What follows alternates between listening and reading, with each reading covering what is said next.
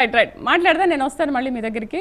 వెంకటరెడ్డి గారు ఏంటి మరి మీరేమో నెక్స్ట్ రాష్ట్ర ప్రభుత్వాన్ని ఏలేది బీజేపీని అని అంటున్నారు. సో వీళ్ళేమో బీఆర్ఎస్ నెక్స్ట్ వచ్చేది మాదే అని అంటున్నారు. మీరేమో అటు గ్రామ స్థాయిలో చూసుకుంటే ఒక థర్డ్ పొజిషన్లో ఉన్నవాళ్ళు ఒక ఫస్ట్ పొజిషన్కి ఎట్లా వస్తారనుకుంటున్నారు?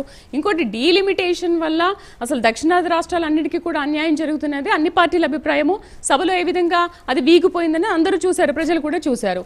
దాని మీద మోదీ కూడా ఒక స్ట్రాంగ్ వార్నింగ్ ఇచ్చారు, ఒక సందేశం కూడా ప్రజలకు అందించారు కదా. మరి ఏంటి వీటన్నిటికీ? ఇప్పుడు ఒకటే మేడం, మేము ఓడిపోయింది అనేటువంటిది ఏం లేదు. మేము 8 సీట్లు పార్లమెంటు అసెంబ్లీ సీట్ల ప్రజల అభిప్రాయాలే ఎప్పుడు కూడా చట్టసభల్లో మనం గౌరవిస్తాం. మిగతాది స్థానిక సంస్థలు, ఎన్నికలు, సర్పంచులు పార్టీ పరంగా జరుగుతాయి, పార్టీ లేకుండా జరుగుతుంది. స్థానికంగా బలంగా ఉన్న నాయకులు గెలుస్తారు, పార్టీ ఫిరాయిస్తారు, రకరకాలుగా లెక్కలు ఉంటాయి. వాటి కాదు, మేము 3 విషయాలు చెప్పదలుచుకున్నాము. గత లోకసభ ఎన్నికలో కంటే ముందు అసెంబ్లీ ఎన్నికలు జరిగినప్పుడు మేము 8 మంది ఎమ్మెల్యేలు గెలవడం జరిగినటువంటిది. 17% ఓట్లు మాకు రావడం జరిగినటువంటి మాట వాస్తవం. వెంటనే 5 మాసాల తర్వాత భారతీయ జనతా పార్టీ లోకసభలో ఎన్నికలు జరిగినప్పుడు మాకు 35-36% ఓట్లు వచ్చినటువంటి పరిస్థితి మాకు కనపడుతున్నటువంటిది.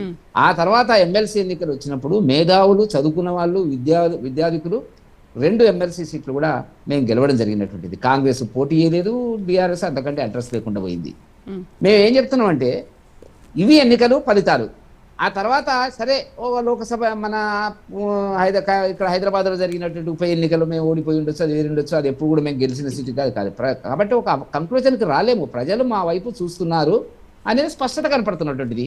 ఇప్పుడు ఈ 2 పార్టీలు ఏం చేస్తున్నాయి అనేది కూడా ప్రజల్లో ఒక చర్చ జరుగుతుంది. వీళ్ళు చెప్తున్నది ఏం చెప్పండి. ఇప్పుడు టోటల్గా కేసీఆర్ గారు 2.5 సంవత్సరాల నుంచి అసెంబ్లీకి వచ్చి ఒక రోజు నోరు విప్పలే.